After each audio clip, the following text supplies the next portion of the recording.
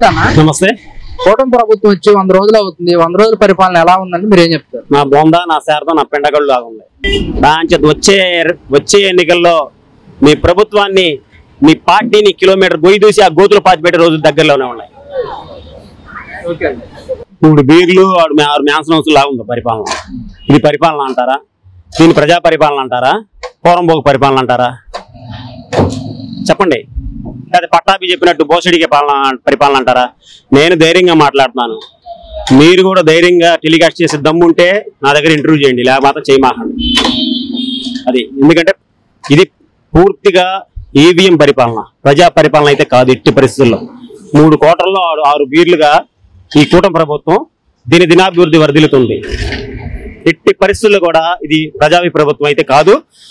నూనె రేట్లు జగన్మోహన్ రెడ్డి గారి పరిపాలన చేస్తున్నప్పుడు, జగన్మోహన్ రెడ్డి గారి పరిపాలన ఉన్నప్పుడు నూనె రేట్లు అక్కడ యుద్ధం వస్తే, ఎక్కడ విదేశాల్లో ఇతర దేశాల్లో యుద్ధం వస్తే ఆ యుద్ధం ప్రభావం అన్ని దేశాల మీద పడి, అలాగే మన వంట నూనెల మీద అంటే సన్ఫ్లవర్ ఆయిల్ మీద కూడా ధరలు పెరిగి ఆ విధంగా ఆయిల్ రేట్లు పెరిగితే దాన్ని కూడా జగన్మోహన్ రెడ్డి గారికి అంటగట్టారు వీళ్ళు.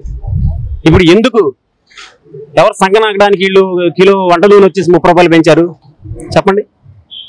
కిలో టమాటాలు 80 రూపాయలు, కిలో ఉల్లిపాయలు 100 రూపాయలు, 80 రూపాయలు, 60 రూపాయలు ఇష్టానుసారంగా అమ్మేస్తున్నాడు. అసలు ఏ రోజు నేను నిత్యావసర ధరల మీద వీళ్ళ యొక్క పరిపాలన విధానం అయితేనేమి, లేకపోతే అసలు ఒక వీళ్ళు పట్టు ఏమైనా ఉందా? పరిపాలన పట్టుకు ఏమైనా ఉందా? ప్రజలు ఈ రోజు ఎవరైనా నిత్యావసర వస్తువులు కొనాలి అంటే కొనుగోలే స్థాయిలో ఉన్నారు వీళ్ళు. పోనీ వీళ్ళు వచ్చి ఎలగబెట్టిన కంపెనీలు అవి ఎలగబెడతాను, ఉద్యోగాలు ఇచ్చేస్తాను, ఉద్యోగాలు రాని వాళ్ళకి 3000 రూపాయలు నిరుద్యోగ భృతి ఇస్తాను, పెద్ద తోపుని తురుమ్ని నాది ఎంత బారుందని చెప్పాడు. ఏం చెప్పాడు? ఈ 100 రోజు పరిపాలన ఏం చేశాడు?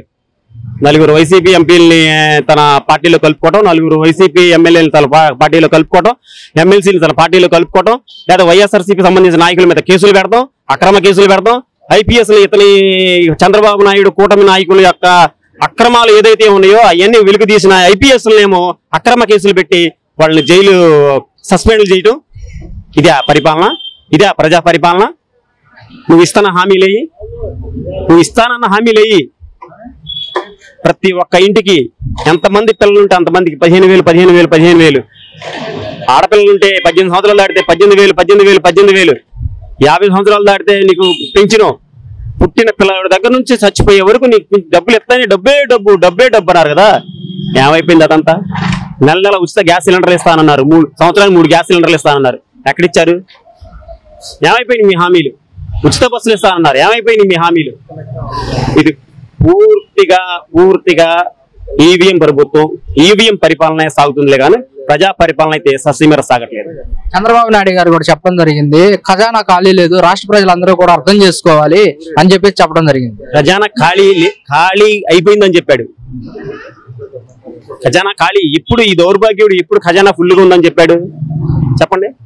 ఈ దౌర్భాగ్యుడు నా ఖజానా ఫుల్గా ఉంది, నా రాష్ట్రం సుభిక్షంగా నేను పరిపాలన చేస్తానని చెప్పి ఎప్పుడు చెప్పాడు? చెప్పండి.